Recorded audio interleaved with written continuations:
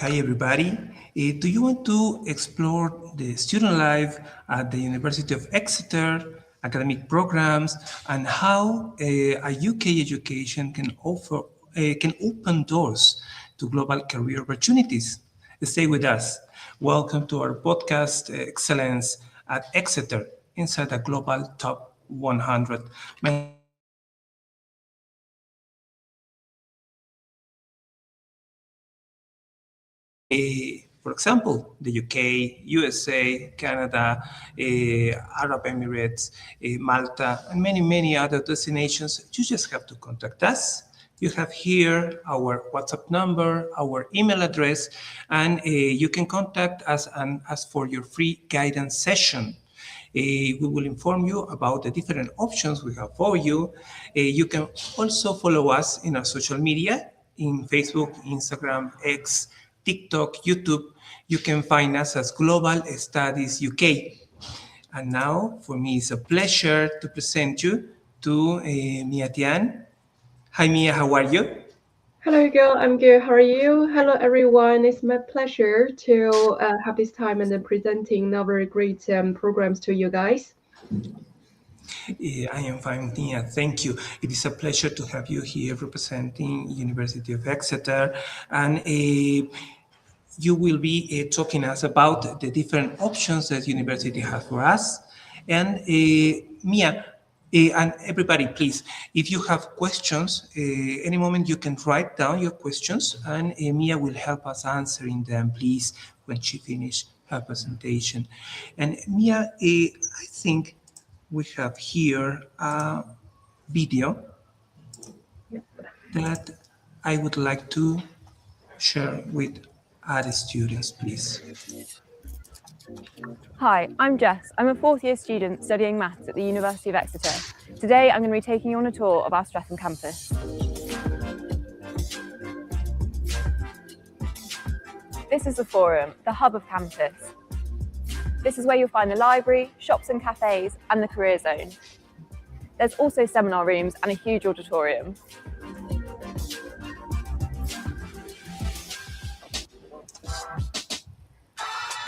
This is the round bar, which has been part of campus for decades and is a firm favourite. The Great Hall. This is where you'll graduate. It's also a great venue for gigs and live events. Exeter even has its very own theatre. This is the university's pioneering £52.5 million Living Systems Institute. There's some world-leading scientific research going on in here. And the view from the top of the physics tower is pretty special. Come and have a look.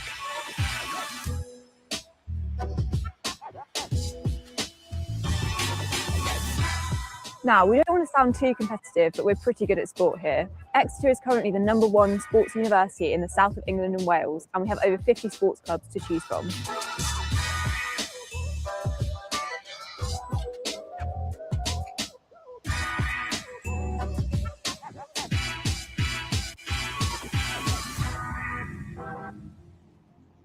Streatham campus is full of wonderful secret spots where you can take a walk or find a little bit of peace. We've even got a campus cat, Napoleon.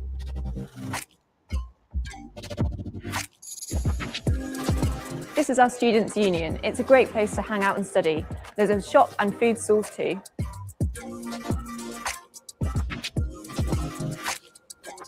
The unique thing about Streatham campus is that it's so close to the city centre. It's a 15-minute walk, a 5-minute cycle, or you can even catch the bus.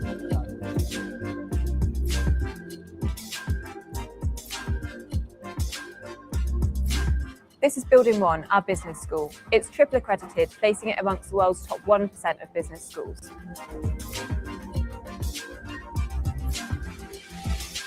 Up in this corner of campus are our main halls of residence.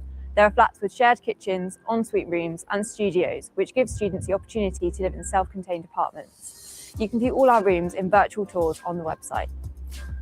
That's the end of our Streatham campus tour. Thanks for watching.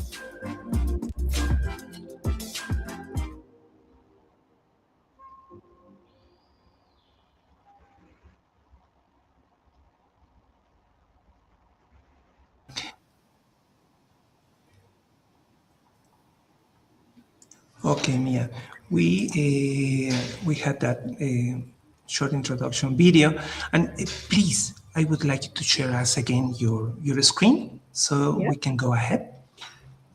Yeah, of course. Okay, just to share my screen. And everyone, apologies first because I think I got some tiny IT issues. I couldn't have a full screen mode, so we just stick with this edit one. And I hope it won't mind too much. So, shall I just begin with my presentation now? Yes, Mia, please go ahead. And everybody, please don't forget, if you have questions, please write them down so Mia can help us answering them. Thank you, Mia. Please go ahead. Thank you very much. So today we're going to talk about a study at Exeter, at the University of Exeter and the International Study Center. And first of all, please allow me just to reintroduce myself again. So my name is Mia. I'm the head of recruitment propositions, basically international student recruitment head at the study center. So we help the university to recruit international students through pathways. What does it mean? It means that your ways going to University of Exeter, basically there are two options. So the first one is by direct entries. If you're looking into studying with the University of Exeter, if you're studying a qualification which the university does accept as a direct entry, for example, like A-level, IB, or AP, you can look this information from the university's website. They have a list of qualifications they do accept for direct entry. So if you're studying that kind of a qualification and you meet the direct entry requirements, it depends on the program you choose. It's somewhere between 3A to 3Bs, depending on the program. Then you can apply through UCAS directly. And if you never heard about UCAS, I believe Hugo can help you with that. So basically, UCAS is an application system. All students who ever want to study in the UK for undergraduate program, you need to submit your application through UCAS. So this is your first way come into University of Exeter. So if you're not studying the qualification university recognized for direct entry, or your predicted grades are not really up to what they required. So you have the second options, which you can look at the foundation program and or international year one, which I will introduce more later. So this is something called a pathway. It's a bridge course, kind of a bridge to qualification where the grades gap and allow you come to the university later. Then follow this kind of like brief introduction. Let's start with the location first. I'm not sure how many of you heard about Exeter before because it's a fairly small city in England. So if you can see the map on the right-hand side, the green one, so the green part is the southwest of England, and maybe you can see there are two dots on it. The one on left is called Penryn. That one is actually in another shire called Cornwall, and the one on the right side is actually Exeter. So Exeter is the capital of Devonshire. It's a very small city, but it's still a county council, means a small capital. We have about 130,000 population, and 25% of populations are either students of the university and the students of the Exeter College, which is just on the doorstep of our university. Then also some university and college staff. So all these people form 25% of the whole city's population.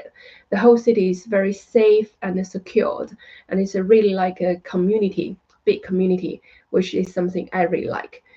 Then Exeter itself actually does not adjacent to sea, so it's not really by the seaside, but only 20 minutes by train or by taxi or car. It can take you to the nearest beach town, and you can see some photos as an example how the beaches in the southwest looks like. So it's very mild, soft sand beaches. It doesn't look like those very rocky, very hard sand up north. It's very good place for holiday. And actually, Exeter and Cornwall are both very famous about holiday. And Exeter, the city itself, is I'd say it's a perfect mix of modern and historic. So you can find everything you need, like high street, shopping places, restaurant, cafe, pubs you need. And also you can see something, they are still look like very similar or even the same as it was back in 13th and 14th centuries when Roman conquered the city. And you can see the photo on the right top corner. This is a street called Gandhi Street. Some of you may know, like J.K. Rowling is our alumni, so the author of Harry Potter. She studied French and classic when she was living in Exeter, and she actually mentioned the Diagon Alley. If you're a Harry Potter fan, you must be very familiar with this little street featured in Harry Potter. Is kind of based on this Gandhi Street in Exeter. This is just a tiny fun fact for you.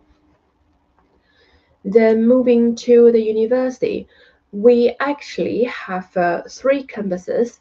The one we could just show the video is the Streatham campus. This one is our main campus. So most of students, if you go direct entry, you will have your program studied on this campus. And all the pathway programs are taught on this campus as well. So if you come to our International Study Center, you're going to study on Streatham campus. And this one, as the video suggested, is about 15 minutes walk to city center. Or by bus, it takes around 5 minutes if there's no traffic. And you can see there's a small airport sign on the map. We actually have a very tiny international airport in Exeter, and it's just 20 minutes from city center. And this airport can take you to many UK domestic cities and some small Europe cities. Also, KLM, so this is a Dutch airline, they have a daily flight from Exeter to Amsterdam. So it's quite convenient if you would consider transfer from Amsterdam. Then the second campus is called St. Luke's campus. This one also based in Exeter, and the distance to Streatham campus and to city center are pretty much very similar. It's all about 50 minutes walk or 5 minutes bus. This one is the smallest one, and it's mainly the home for medical school students. So if you are taking our foundation program with progression to, for example, sport and exercise science, nursing, and some biomedical programs, then you will have some program taught on this campus as well. And the last campus is called Perrine campus.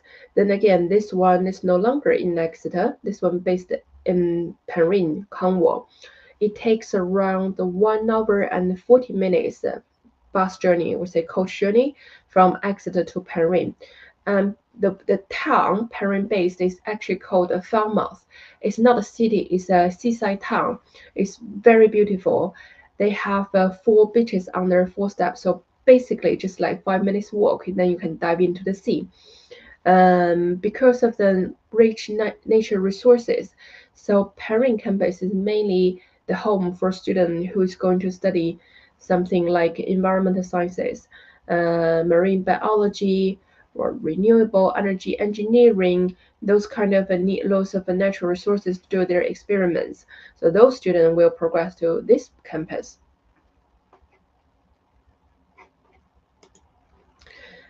And now let's talk about a little bit about the city. What makes Exeter a great student city?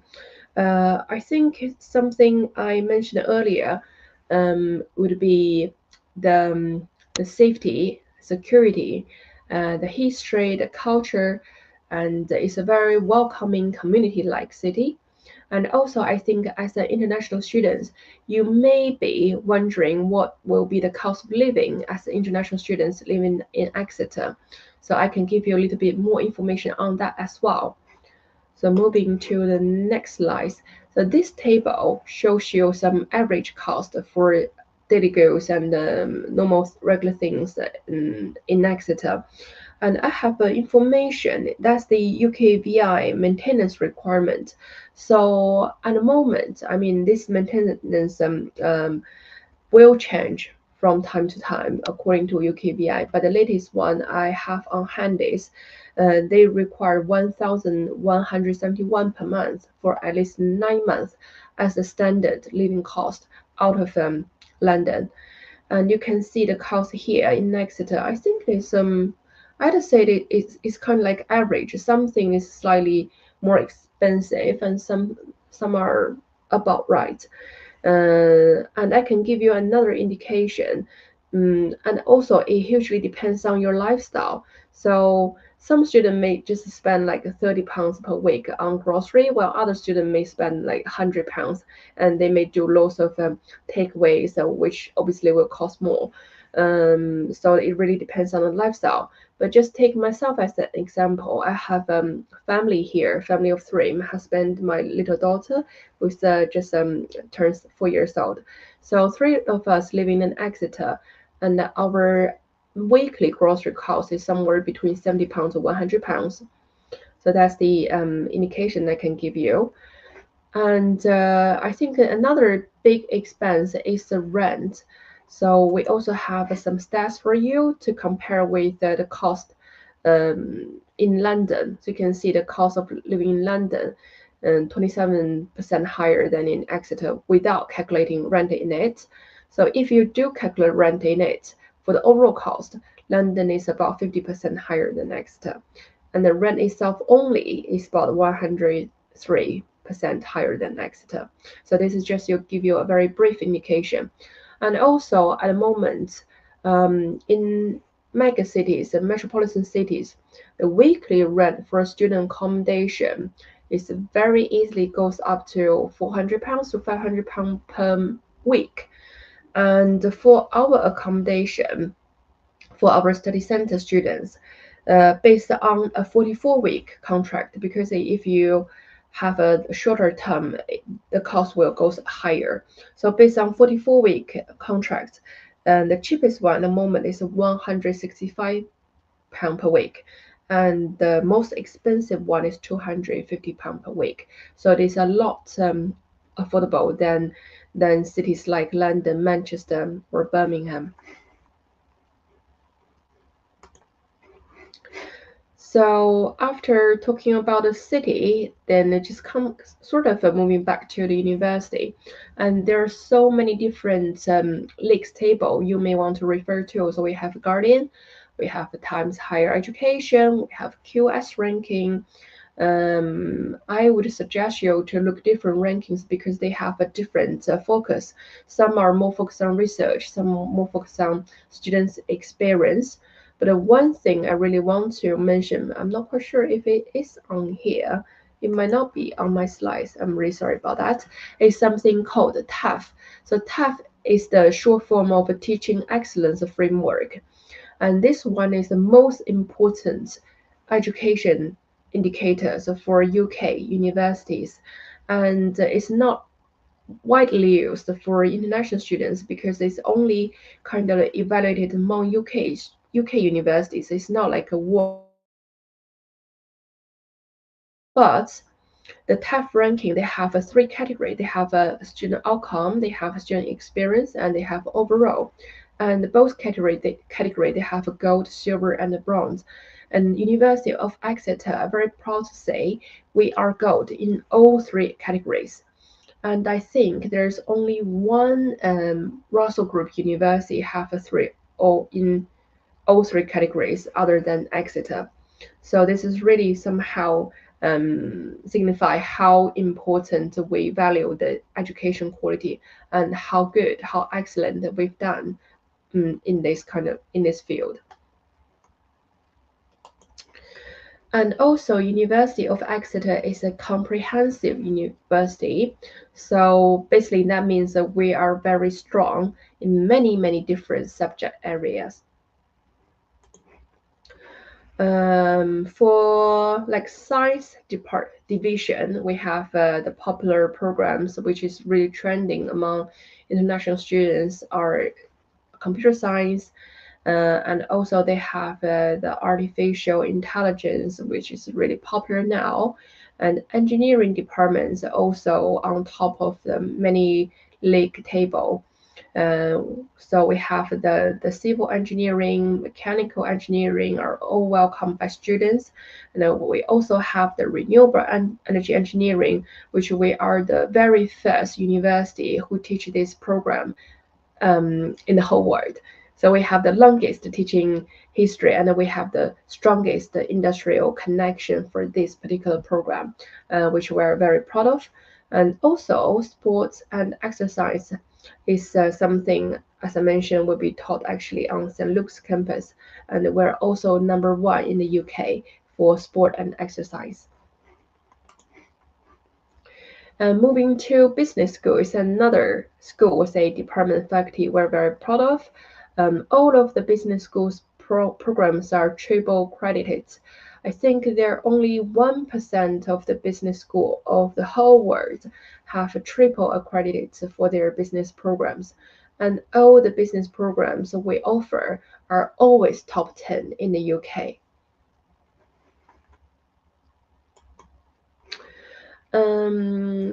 Then let's move to the HAS, so that's the Humanity, Arts and Social Sciences school. To be honest, I don't see many students from Latin America will come to here to do humanity, arts or social sciences. It's not as popular as business or engineering. But then again, I think just in case some of you may be interested in these areas, I can also let you know we have a very strong law school. We have a drama. Drama is also #1 in the UK. And then another very good program is criminology. So that's something we offer, and you can kind of like consider.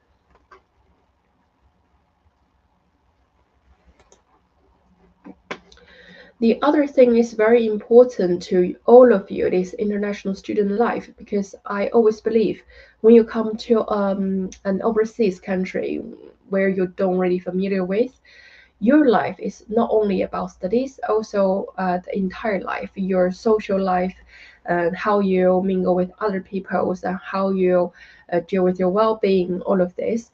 So at the moment, we have around 7,500 international students study with the university and the International Study Center. So that counts around 20% of the whole student body. I think that's a very healthy ratio, not too overwhelm the international student body, and then you can still have the very authentic taste of British or say English life. But if you're looking for your community, you always can find someone can hang out with you. So that's what I think about the current student numbers. And then we also have around 400 clubs and societies for you to explore. And it's a very sport-heavy university. I say that's one of the best sports universities in the UK. If I'm allowed, I'd say second to none, but maybe other university, they probably don't agree on that. But I'm just secretly saying this. It's the #1 sport university. Anyway, we have a 30 million investment to create some best of the university sport facilities here, and also benefit of the location and the nice weather. You can actually try quite lots of different sports you wouldn't be able to try at other universities. Something like under aqua gymnastics, water polo, paddleboard, surfing, so lots of water sports, and also horse riding, golf, something quite posh. Yeah, so all here waiting for you to explore. So then let's move to the pathway programs that we offer in the center. At the moment, so we offer 3 pathways. I'll quickly explain them. So the first one is foundation. Foundation is an additional year to because the UK undergraduate programs is a 3 years program. And if student who has not studied the required qualification for direct entry to UG Year 1, or they haven't got the enough grades for UG Year 1, they might be required to do the foundation. Foundation is an additional year to the 3 years UG program. So after completing foundation and provided they meet the progression requirements, they will progress to the university Year 1. then finish the whole study plan, including the foundation, in 3.5 versus 4 years, and then you will get the UG degree. If you have studied the recognized qualification, but you haven't met the entry requirements, then you might be able to be accepted to something called International Year 1, so that's IYO. After completing IYO again, provided you meet the progression requirements, you will progress to the university year 2 instead of year 1. So you still complete your UG program in 3 years instead of 4 years compared to foundation study plan. Then you get your UG degree. And for some of students, maybe not many, if you want to do a postgraduate program, but then again, you don't meet their entry requirements, then you can consider something called the pre-masters. So the short term is PMP. Then once you complete the PMP, then you can progress to the postgraduate program. Then once you complete it, you get your PG degree. So let's just talk about the international foundation first. So for this one, basically the entry requirements is we say UK GCSE equivalent, and normally there'll be the national curriculum you do in your country, year 12, when you complete year 12. That's the normal academic requirements. And for foundation, we offer 3 different terms study plan. The 3 terms is the standard one. So we have 2 intakes. One starts in September, is the major one, and the other one starts in January. The 2 term is a fast track. This one starts in March every year. So we actually have a 1 intake comes up next week.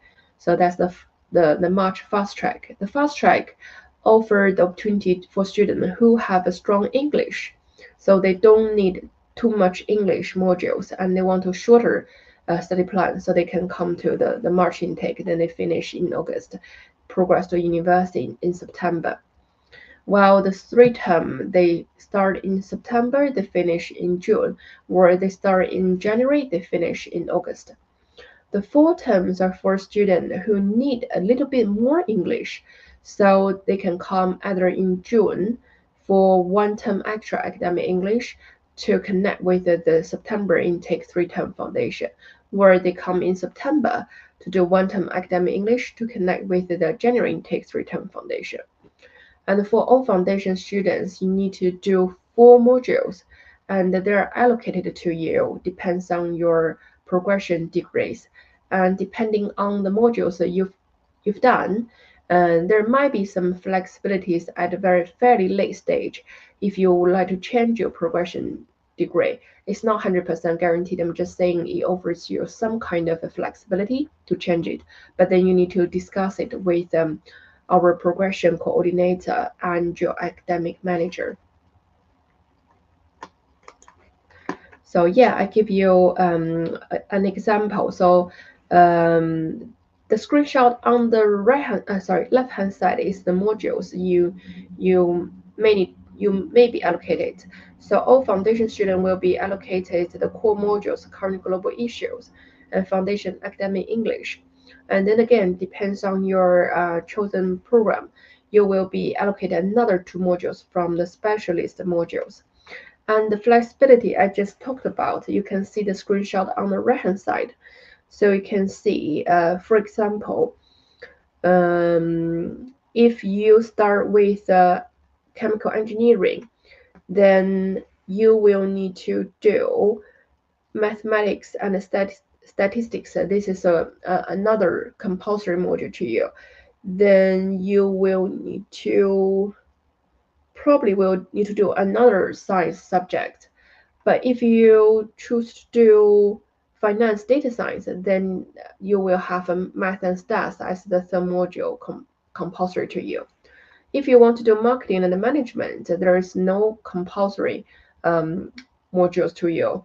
So if you start with a chemical engineering, then you want to change to finance and data science or marketing and management, then it is possible, though it's not guaranteed because it's pending It depends on availability and the department approval.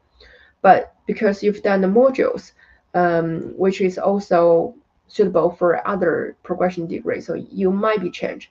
However, if you start with marketing and management, and you are allocated things like, for example, introduction to social sciences, or fundamental of management and marketing, then there's no way you can change to chemical engineering because you haven't done the prerequisite modules required for chemical engineering.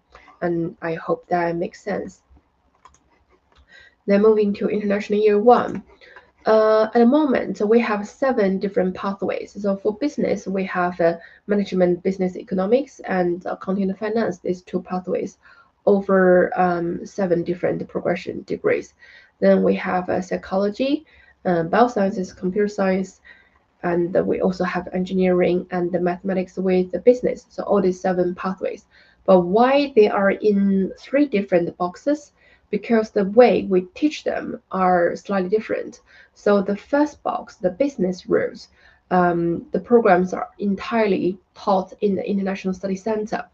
The International Study Center locates in the heart of the main campus, and the students can access to nearly all the facilities that Derringer student can access.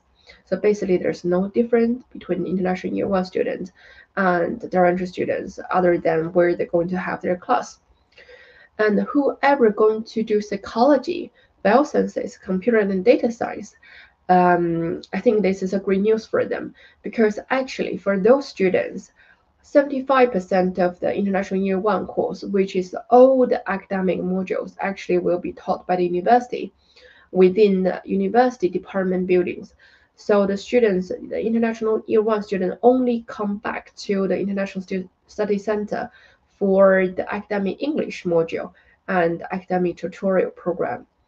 Then engineering and mathematics with business is kind of like a hybrid. So some of the academic modules taught by the university, some other academic modules taught by the center. And the way, I mean, especially the embedded with university rules, the psychology, bioscience, and computer data science, we are the only Russell Group partner International Study Center offer the teaching this way, because all other providers, the international one is fully taught in the study center, not by the university. So I think it is really a good opportunity for students who considering a International Year 1, but you don't really want to see a big difference compared to direct entry students. And this is just for some information. I just go it briefly. This is how we collaborate with the university academic departments, and how we make sure our modules and the teaching are quality assured by the university and align with their guidance.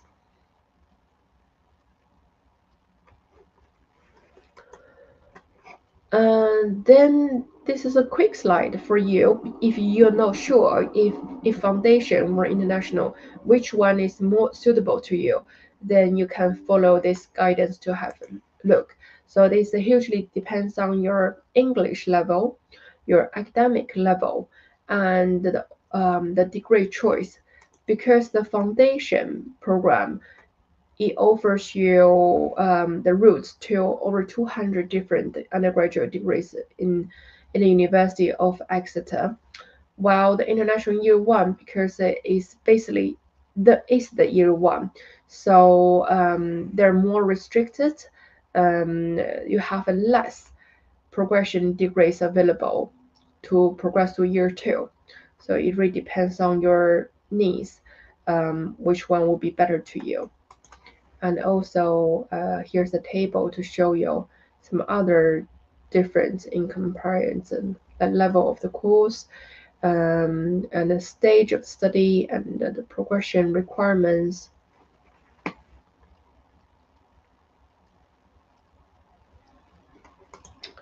Yeah, conscious about the time, I think also just move back.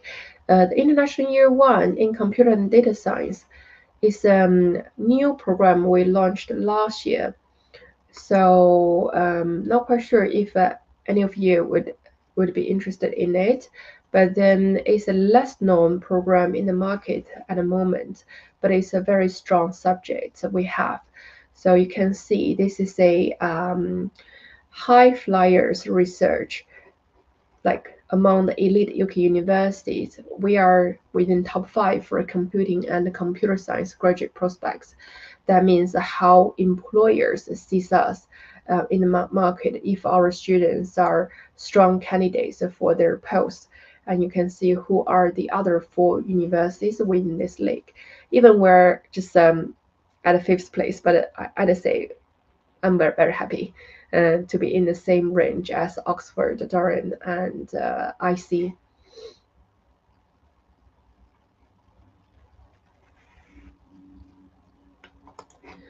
And the other thing I want to mention is that the ICAS program.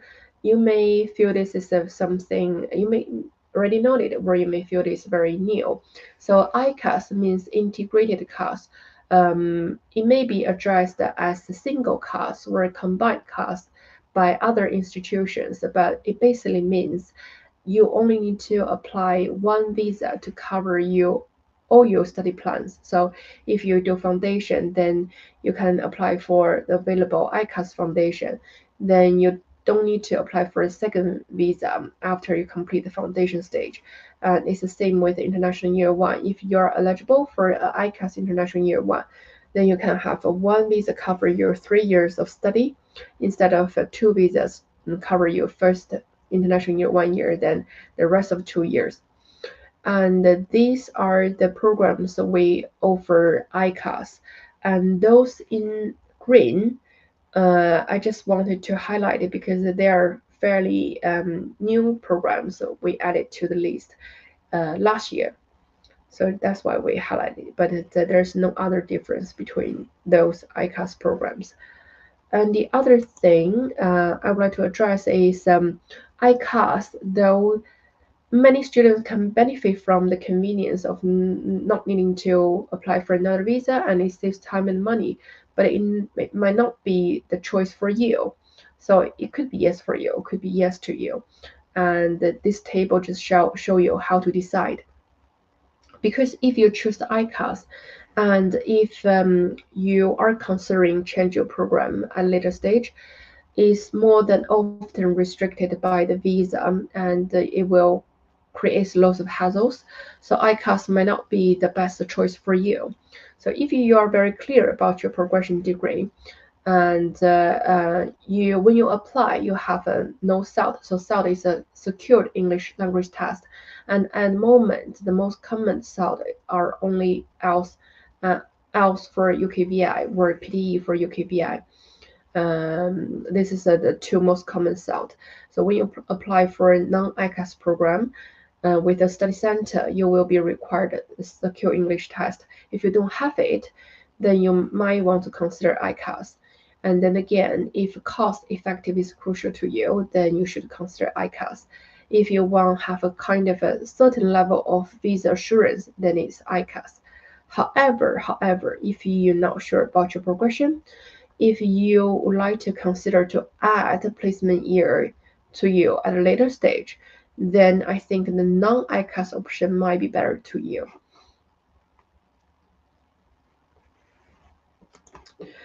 We also have some entry requirement updates, and you can just have a brief look at it. I don't think it is actually quite relevant to all of you. It's only for specific students who's doing American curriculum, like AP, or some student doing IB. And also, this is the non-South English language we accepted. This is something new. So the university been accepted quite a range of non-South English tests. And you can, if you want to have the full list, you can go on the University of Exeter English language requirement. So you just type that into Google, and you can find the page. You can have a look of the full list of the English qualification they accept for non-SALT. Then again, if your program requires a SALT, then you will need to take IELTS for UKVI or PTE for UKVI. And for students who come into the study center program, we have two different scholarships offered to you. The first one is called regional scholarships. So this one is offered to you at a stage when you consider to confirm with our pathway programs. And you can inquire the details with either Hugo, or Hugo can help you reach out to our regional team and inquire on behalf of you. And I'm not quite sure how much they offer because they kind of have their autonomy to decide. But I think it is probably somewhere between £1,000 to £3,000 British pound. And the other scholarship is called Progression Scholarships. And this one is offered by the universities. And there are some criteria to meet, but basically it just asks you to progress to the University of Exeter, and you need to have Exeter as your firm choice on UCAS, and you need to be family funded and not sponsored by government or third party, and yeah, some other small terms and conditions. Then we have the progression officer to evaluate at the point of a progression. So that's not something we can tell you now how much you would get. It's at the point of progression. Depends on your chosen programs and depends your final grades. Then you can get up to £11,000 deducted from the rest of the university programs. And it is like a cost spreading. So for example, you get £6,000 for AWL. That means you have £3,000 deducted from year 2 tuition fee, and another £3,000 deducted from your year 3 tuition fee automatically. And we also, as the last bit of my presentation for today, we're launching an international science summer school. To be specific, this is a biomedical summer school for all the student who is interested in coming to Exeter. And this one is we plan to have it on for this summer, so start in July. And this is the brief information. And if you're interested in this, and please also get in contact with me. Yes, I think that's everything for my presentation. I'll stop sharing now. And let's see if we have any questions. Thank you, Mia. Thank you. No, it's my It pleasure. was really important. It is really important for us and for the students to know the different options that the university has for them. Please, I want to remember you that I am with Mia Tian. She's head of recruitment proposition for the University of Exeter, and she is here, and she was showing us the different options we have with the university. And Mia, please, we have a question. You were talking about the scholarships. Scholarships are also available, please, for LATAM students? Yes. I think the university have kind of like a universal scholarships for direct entry students, and they might have slightly different policies depending on the regions, but Latin American students is definitely included in it. Then for our pathway scholarships, as I mentioned earlier, and it's even better because we have a base scholarship offered to all of the world. But Latin American students is in an enhanced scholarship scheme. So that means, for example, the foundation students, they can get up to £11,000, where the rest of the world, if they're not enhanced country students, then they can only get £5,000 maximum for foundation progressors. So yes, we do offer progression scholarships to Latin American students, and you have a better deal. Thank you, Mia. Thank you. No worries. Please, I want to remember everybody that if you want to apply to the University of Exeter, you can contact Global Studies. You have here our WhatsApp number, our email address, and you can ask for your free guidance session. We will be happy to help you. As Mia said, they have different intakes in January, in September. So don't wait for the last minute. Contact us if you want to apply, and we will help you with all the application process. Yes, don't forget that. Mia, thank you for being with us No worries. today. It's really my pleasure. Really, I really appreciate this opportunity. Thank you, Mia. Mia, it was a pleasure. And everybody, please don't forget, contact Global Studies if you want to start your studies with the University of Exeter. We will be happy to help you. Thank you, Mia, and thank you, everybody. Bye. Thank you. Take care. Bye.